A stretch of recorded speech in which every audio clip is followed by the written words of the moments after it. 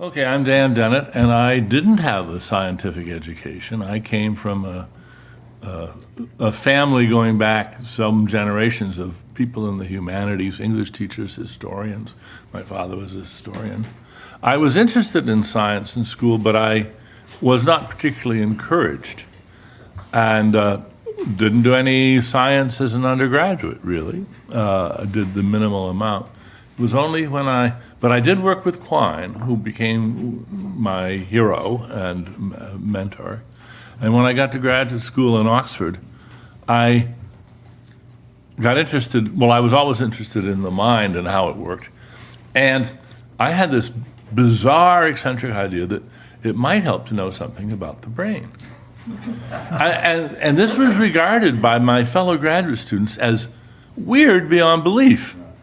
I remember in particular a discussion about what happens when your arm goes to sleep, and you wake up to find your hand, your sort of alien hand on your face or something. And I said, well, first of all, let's find out just what's going on in the nervous system. And they looked at me as if I'd said, first thing to do is get clear about the mineral rights in China. They didn't see any reason to explore these issues. And I thought, well, I'm sorry, I just got to do that. And I began to educate myself. This was in Oxford in the Radcliffe Science Library. And spent much more time there than I did in the philosophy subfaculty library. And got my tutor, my supervisor was Gilbert Ryle, who wasn't a scientific bone in his body. But he somehow, thank goodness, he sort of respected what I was doing, and he directed me to some good people to be tutors and advisors. And that began my completely, well, to say I'm autodidact is in one sense true, but actually is much better than that, because I learned just enough about neuroscience, didn't call it that in those days, so that when I got to my first job out at Irvine in '65 and began talking with the psychobiologists there, basically neuroscientists, they were amazed that I knew what I did. They never encountered a philosopher that was interested and knew. And so they took it upon themselves to educate me. And I've had a world-class list of tutors in psychology, neuroscience, evolutionary biology, computer science, none of which I've ever studied formally. But I've had really super education from them, but all, of course, of this sort of informal autodidact sort. So that's how I got to do what I do. And I don't spend much time with philosophers these days. I don't, actually, let me say, I think this is a wonderfully chosen group. When I think of all the people in the field of philosophy that aren't here, and I'm so glad they're not here. We don't all agree, as you will soon see, but we're all very much in one corner of the discipline in our interest in and respect for naturalism and science. And like Owen, I am just appalled to see how, in spite of what I think is the progress we've made in the last 25 years, there's this sort of retrograde gang, including some young ones, that are going back to old-fashioned armchair philosophy of mind with relish and eagerness, and it's just sickening, because their work isn't worth anything, and they lure in other people to do it.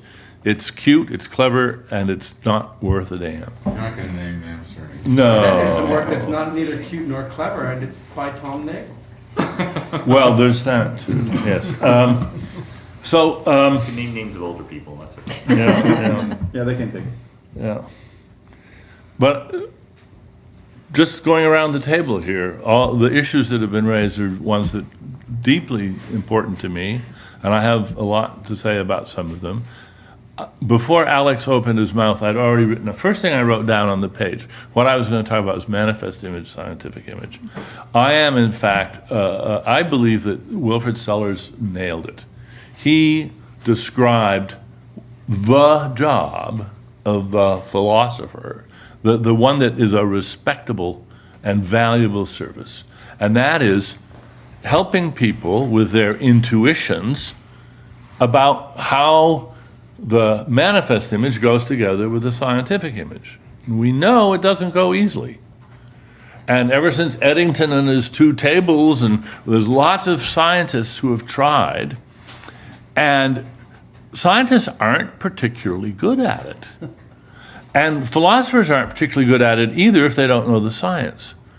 What I think you have to do is appreciate just how, you have to appreciate where the manifest image came from. How come there is a manifest image? First, I'll have more to say about this later. There is the manifest image of the tick. Von Uexküll described that. It's the Umwelt. It's the behavioral environment. There's the manifest image of people is very different from the manifest image of anteaters or birds, for instance. But it's as much a biological fact about people that the manifest image is. That's the world we live in. That's the world of colors and other people and rules and tables and chairs and sunsets and all the rest. The everyday common sense world. And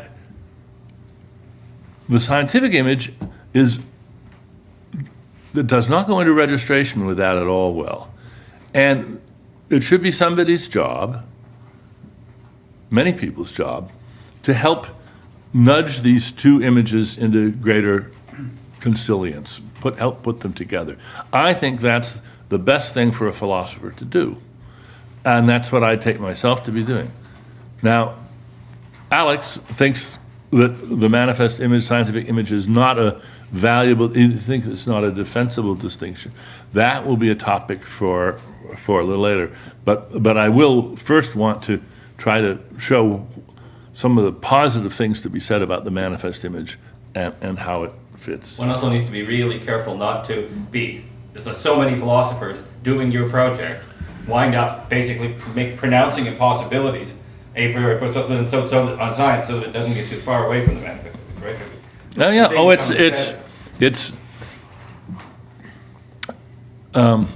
in addition to Sellers' famous remark about how things in the broadest sense of things hang together in the broadest sense of hang together, there's also a line about what philosophy is that I like, and that is, philosophy is what you're doing when you're not sure you're asking the right questions. And I'm doing philosophy all the time. yeah. But think about it. We know scientists who it makes their teeth itch or something. They don't want it. They want to get their questions cut and dried and hanging on the rack, and then they go answer them. And so there's that side. So yes, we're all in this room. In that sense, we're all philosophers, I think.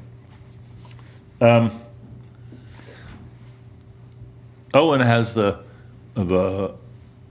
naturalization of ethics as a big area, and first of all, I thought his book on the really hard problem was a wonderful book. I wrote a very positive review of that. I think we can make progress on this, and I think that, and I've been thinking this for years, down at the bottom of the barrel, the issue that is most pivotal is free will. I've found neuroscientists who, and Terry almost said it, sort of, if my brain's a computer, I don't see how I can have free will. So I guess the brain isn't a computer. He didn't say that, but no, but he raised the issue in a way that I hope we will explore further. The issue about truth has come up, and it's interesting that there are some philosophers and scientists who have arrived at the position that believing in free will is so important that we should foster this as a holy myth, even though it ain't true. If I found myself in that camp, I'd be in deep trouble. But in fact, I find myself in the camp saying, but actually, once you understand what free will is and what it has to be in order to make life have meaning, there's no conflict at all. It's not a holy myth. It's the literal, non-metaphorical truth that compatibilism is true. But it's a little bit more convoluted story than has often been made out. Functionalism and homuncular functionalism. Years ago, I said, inspired really by work in AI at the time that I was working on, here's the way to do the mind. You start with a whole big mind. You break it down into a few sub-minds that are. Think of them as homunculi. They're sort of agencies. They have their own agendas to a certain extent. They have their own specializations. They interact. It's a sort of social interaction of these sub-minds. And they, in turn, are made of sub-sub-minds, which are made of sub-sub-sub-minds. So you get this cascade of agencies down. Finally, you get to little machines, little agents that can be replaced by a machine. And at the time, I was thinking, that's the neuron. I was inspired by the McCulloch-Pitts logical neuron. Now, of course, we know that McCulloch-Pitts logical neurons are laughably too simple. Now, I'm still a homuncular functionalist, but I think we have to take seriously that neurons are selfish neurons, to quote Sebastian Sung, and Terry was talking about the way they send out their dendritic explorations. My view now, which I'm willing to be changed about, or I'd like to perhaps change Terry's mind about, is that the brain is a largely anarchic assemblage of selfish neurons which can form coalitions and cabals and interact, that you have to take their agendas seriously. And then you get a model of computation which is profoundly unlike the model that handles the lab. It's still computation because, as Alex says, it's an information, or as Don was saying, it's an informational processing system, but it's also a sort of an economic system in a certain way. So that we save the idea of the brain as a computer, we save functionalism by abandoning a rigid hierarchical, Eric Baum, computer scientist, has a great word for the mistaken architectures. He calls them Politburo architectures, which I think exactly captures what's wrong with the standard image of computation in the brain. So what I would be interested to see if anybody can change my mind about is the manifest image. I think that it's not just pro tem that we've got the manifest image and that we all start there and then we move off into a scientific image which simply abandons the manifest image. I think once we understand how the manifest image arises, the roles it plays in life, including the life of the scientist, we see that we want to clarify the relationships between the manifest image and the scientific image. And although the scientific image has priority in one sense, it doesn't usurp the ground of the manifest image. At the end of the day, Rebecca said, there's no colors. In one sense, there's no colors. Atoms aren't colored. It's just electromagnetic radiation, visible spectrum, so forth. But there's another sense in which, of course, there's colors. I mean, if you say, hey, there's no color television set in my hotel room, and they say, well, of course not, because there's no color. You would think, wait a minute. There's a sense in which it's obvious that there's color. That's in the manifest image, and we've got to make sense of that.